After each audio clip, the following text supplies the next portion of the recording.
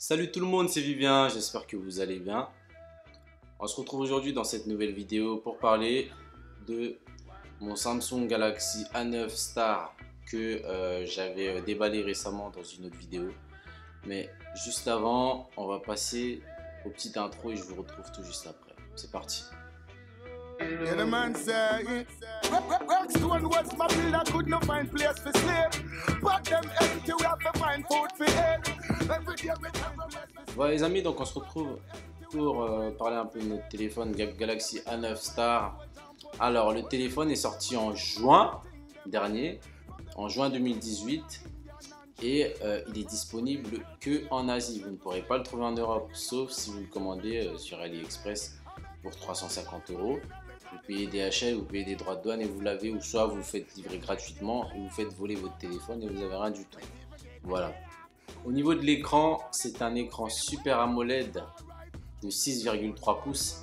Ça fait partie des plus grands écrans de chez Samsung. À mon avis, cet écran, il vient tout juste après le Galaxy Note 9.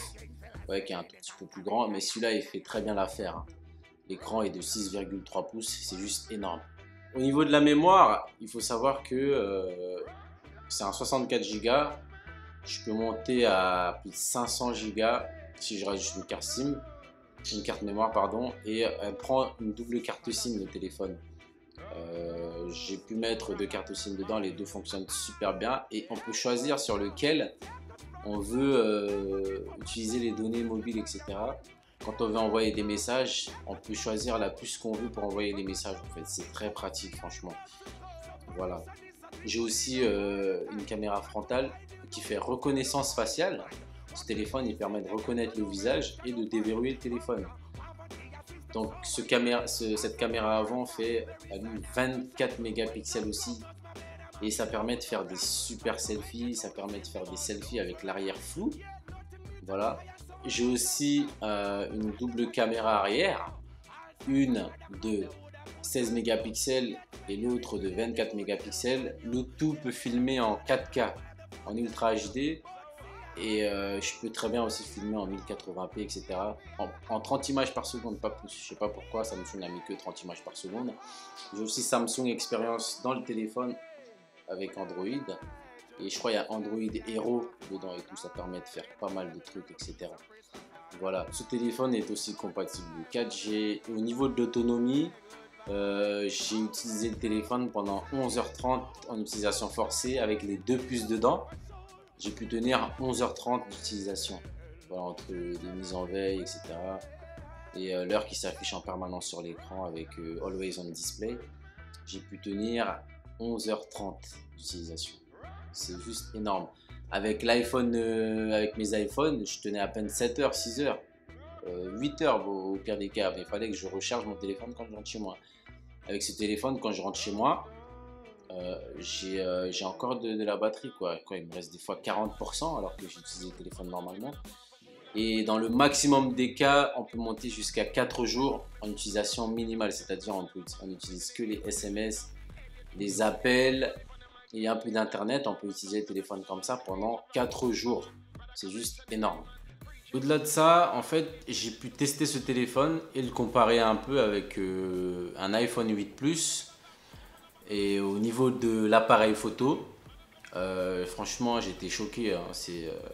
J'étais même un peu déçu de l'iPhone parce que je me disais que comment ça se fait qu'un téléphone payé 800 €, 1000 €, un autre téléphone acheté à peine 350 € de chez Samsung, milieu de gamme en plus, peut faire à peu près pareil, quoi. Du coup, j'ai comparé les deux un peu au niveau de la qualité, de l'écran. Bon, il faut savoir que l'écran que j'avais sur le 8 Plus, c'était pas un écran d'origine, hein. Mais l'écran Super AMOLED sur le Samsung, il fait vraiment ressortir les couleurs. D'ailleurs, je crois même avec les photos que j'ai prises sur le Samsung, j'étais beaucoup plus beau. Voilà, ça rend beaucoup plus beau. Alors que sur l'iPhone, on est dans la réalité. Là, tu prends la photo, ça te ressort ta tête comme c'est en vrai. Donc, mais sur le Samsung, j'étais devenu beaucoup plus beau. Voilà, les couleurs sont beaucoup plus riches sur le Samsung. Mais ça, bon, ça, je sais pas, faut demander à Samsung pourquoi ils font comme ça. Voilà. J'ai un peu fait de la vidéo avec les deux et je peux vous dire que la vidéo, C'est à peu près pareil, hein. Il y a juste la stabilisation optique sur l'iPhone 8 Plus qui est meilleure. Mais niveau de l'image, surtout en basse luminosité, j'ai fait des photos en basse luminosité, l'iPhone 8 Plus ne peut rien du tout faire. Voilà. Il se fait bouffer par un téléphone à 350 euros de chez Samsung. Voilà. Un autre truc aussi, au niveau de l'autonomie, j'ai beaucoup plus d'autonomie que l'iPhone 8 Plus. Voilà, je filme aussi en 4K comme l'iPhone 8 Plus. C'est franchement, quoi d'autre? J'ai encore la prise jack. J'ai reconnaissance faciale sur le téléphone. J'ai empreinte digitale. J'ai exactement les mêmes choses que sur l'iPhone 8 Plus qui lui coûte 1000 euros, alors que celui-là il coûte que 350 euros. Non, mais franchement, je suis choqué. Euh, Certains vont me dire que ouais, je critique iPhone, Apple, tout ça et tout. C'est pas ça le problème, parce que moi perso, j'ai un MacBook Pro, j'ai un iPad, voilà. J'aime bien la marque Apple, j'aime bien les produits Apple, mais c'est juste que je trouve que c'est exagéré leur prix pour ce qu'ils proposent en fait. Par exemple, avec le Samsung là, je vais sur, je sais pas, un site de téléchargement de musique, je peux télécharger la musique et directement dans mon téléphone, je peux l'écouter à l'instant. Sur l'iPhone, c'est pas possible. Voilà, sur l'iPhone, c'est pas possible. Et je trouve aussi, le truc aussi que j'ai jamais aimé chez l'iPhone, malgré que j'ai un iPhone, hein, c'est le fait de ne pas pouvoir mettre la sonnerie qu'on veut sans payer. Non, mais ça, c'est vraiment. Tu as des musiques dans ton téléphone, mais tu peux pas mettre la musique que tu veux en sonnerie. Faut payer. Tu vois juste le truc. C'est exagéré, hein. Du coup, tout le monde a la même sonnerie sur iPhone. Et c'est pour ça que des fois, il y a des gens qui reçoivent des appels. Tu as l'impression que c'est toi, alors que c'est pas du tout toi. Donc voilà. Par contre, j'ai pas trop testé. J'ai pas trop comparé les deux téléphones, le Galaxy A9 et le 8. Parce que voilà, j'avais pas trop eu le temps, etc. En plus, c'était pas mon téléphone, etc. Voilà. Mais voilà, donc selon moi, mon point de vue, je trouve que bon, j'aime bien Apple. Voilà, c'est mon tout premier Samsung. J'aime bien Apple et d'ailleurs, j'aurai toujours un iPhone quoi qu'il arrive. Mais c'est juste que je trouve que c'est exagéré en fait les prix de chez Apple. Voilà. Moi-même qui aime iPhone, bon, j'ai jamais acheté un iPhone 9, hein. Je vous cache pas, j'ai toujours acheté d'occasion parce que je trouve que c'est moins cher. Et c'est exactement, enfin, c'est pareil quoi. Un téléphone utilisé un an, c'est pas si vieux que ça. Ça peut encore tenir la route, un iPhone. Et moi, pour ma part, je constate que, en fait, Apple vend ses téléphones super cher, 1000 euros. Et de l'autre côté, on a d'autres téléphones. Là, ce téléphone 350 euros qui fait à peu près les mêmes photos. Parce qu'on va pas se mentir, les trucs que les gens utilisent plus sur les téléphones, c'est la photo, la musique et Internet. Voilà. Et quelquefois regarder des vidéos, etc. Et pour ma part, au niveau de la photo, le Samsung, la nuit, il fait des meilleures photos. Et l'iPhone 8 Plus ne bat pas tant que ça en fait. Même c'est pareil. Il faut vraiment regarder pour voir une différence quoi. Mais c'est exactement pareil, presque. Voilà, donc je trouve que Apple exagère un peu trop avec ses prix des fois. Voilà, moi je sais que j'achèterai jamais un iPhone 9, ne jamais dire jamais. Mais vu les prix et tout, si jamais je dois acheter un iPhone 9, c'est que j'ai vraiment, mais vraiment les moyens, quoi. Sinon ça sert à rien. Pour 350 euros, on a la même chose. Voilà. Donc, pour conclure, de mon point de vue, pour un premier Samsung, je suis super content parce que en fait, je me rends compte que vraiment, est-ce que Apple, c'est vraiment ce que j'avais besoin ou est-ce que Samsung, c'est vraiment ce que j'ai envie? Enfin, je sais pas comment vous expliquer. Parce que d'un côté, j'ai Apple que j'aime bien, hein, la qualité du logiciel, elle est superbe, il n'y a rien à dire, c'est facile à utiliser.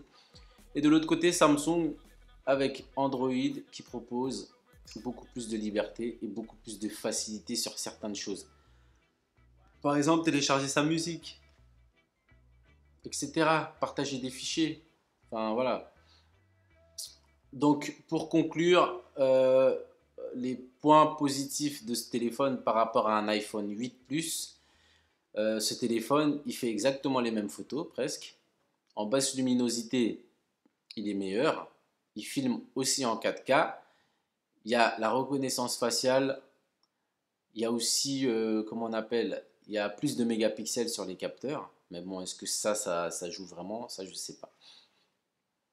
Il y a plus d'autonomie. Ça, je ne sais pas si j'ai déjà dit. Il y a 3700 mAh sur la batterie qui peut durer jusqu'à 4 jours. Si vous n'utilisez pas vraiment le téléphone, si vous l'utilisez genre en mode minimal, SMS, appel, etc., ça peut durer jusqu'à 4 jours. Voilà. J'ai aussi l'heure qui s'affiche en permanence, si je le veux, sur mon écran et que ça ne consomme rien.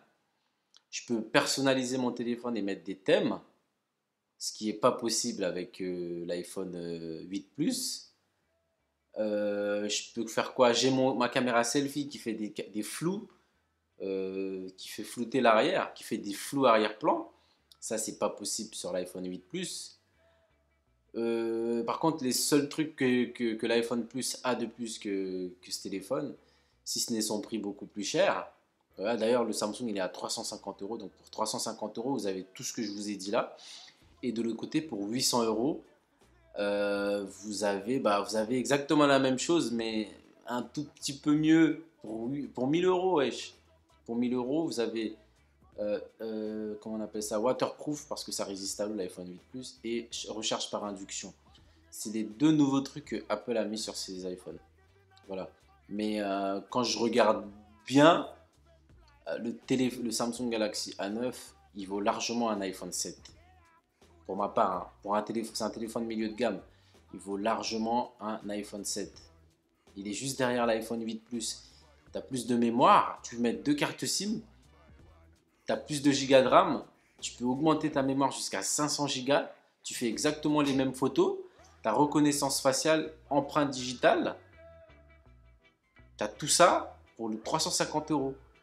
Et aussi un autre truc que j'ai oublié de vous dire, le Samsung, je ne sais pas si c'est Samsung Experience 9 qui fait ça ou c'est Android 8, parce qu'il y a Android Hero dedans, il y a aussi, comment on appelle ça, un antivirus dedans aussi. Il y a aussi un antivirus dedans, Knox ça s'appelle. Et ça c'est très pratique. Donc le téléphone par exemple, si vous voulez prendre un selfie, vous mettez juste la main comme ça. La caméra détecte la paume de la main et ça vous prend la photo. Ça veut dire si vous êtes là, vous n'avez pas besoin d'appuyer sur vos boutons plus et je sais pas quoi. Vous faites juste ça et le téléphone prend le selfie tout seul. Il y a aussi un autre truc, quand par exemple vous l'activez, le téléphone, quand il est en permanence sur vous, c'est-à-dire vous l'avez dans la poche, sur la jambe, etc., dans les mains, il ne demandera jamais le mot de passe. C'est-à-dire il reste déverrouillé, il ne demandera jamais le mot de passe. Vous avez juste à cliquer dessus sur le bouton et vous rentrez dedans sans besoin de taper le mot de passe ou la reconnaissance faciale. Mais dès que vous le déposez 5 secondes, il se verrouille. Là, vous avez besoin de mot de passe. Voilà. Il y a aussi un autre truc, c'est quand vous êtes dans les informations d'un contact, admettons, vous êtes en train d'envoyer un SMS, et vous dites, oh, tiens, lui, je vais l'appeler. Vous avez juste à rapprocher le téléphone sur vos oreilles, et ça appelle automatiquement la personne. Voilà, donc ces 3 options-là, elles ne sont pas disponibles sur l'iPhone, malheureusement. Mais l'iPhone reste un très bon téléphone, hein. Moi, perso, j'aime beaucoup les iPhones. C'est beau, etc. Mais Apple devrait quand même faire un peu plus d'efforts avec les options proposées.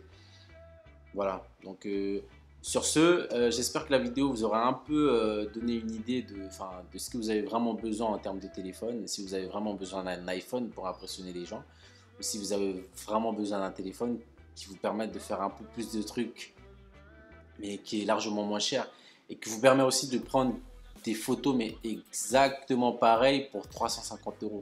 C'est abusé.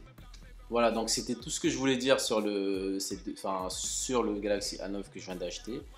Et juste avant de finir, voilà, pour ceux qui sont intéressés, allez sur AliExpress ou demandez-moi le lien, hein, je vous l'envoie et vous achetez le téléphone. Et soit vous utilisez DHL ou en mode gratuit, mais là vous n'êtes pas sûr à 100% de recevoir votre téléphone. Voilà, donc j'espère que la vidéo vous a plu. Si c'est le cas, commentaire, un petit j'aime. N'hésitez pas à partager si vous voulez et à vous abonner si vous le voulez aussi. Voilà, sur ce, je vous dis à la prochaine pour une autre vidéo. Customisation, etc. Vous connaissez. Allez, ciao, salut.